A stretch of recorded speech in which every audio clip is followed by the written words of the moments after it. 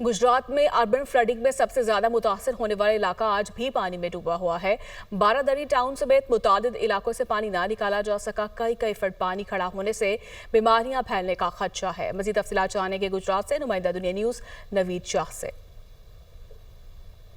देखिए जी, गुजरात में urban flooding का जो सिलसिला शुरू हुआ, सबसे पहले जो इलाके मुतासर हुए वो बारादरी टाउन और हैदर टाउन, शहजाद टाउन और ज़ेब कॉलोनी जो कि सबसे ज़्यादा मुतासर हुए, जिनमें आज 20 रोज़ गुजर चुके हैं। अभी भी कई फुट जो पानी है वो आबादियों में खड़ा है और लोग जो हैं घरों में मशहूर हैं और कई लोग ऐसे हैं जो यहाँ से नकल मकानी कर चुके हैं। यहाँ पर ये बता दूँ कि यहाँ के कब्रिस्तान है वो भी पानी में डूबे हुए हैं और जो मेन शराहें हैं वो पानी में डूबी हुई हैं। सड़कें, गलियाँ हैं वो कई फुट पानी में डूबी हुई हैं, जिससे शहरियों को शदीद मुश्किलात का सामना करना पड़ रहा है।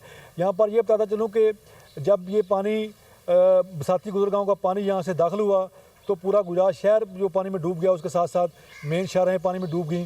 तो इस हवाले से बाकी जो मेन शहरें हैं, सड़कें हैं, वो तो पानी से क्लियर हो चुकी हैं, लेकिन जो ये 3-4 टाउन है जिनकी 40,000 के करीब आबादी है वो अभी भी पानी में मुतासर है और हुकूमत पंजाब से ज़िली इंतज़ामिया से मुतालबा कर रहे हैं कि इस निकासियाब के मसले को हल निकाला जा सके ताकि जो निज़ाम ज़िंदगी है वह मामूल पर आ सके। जी।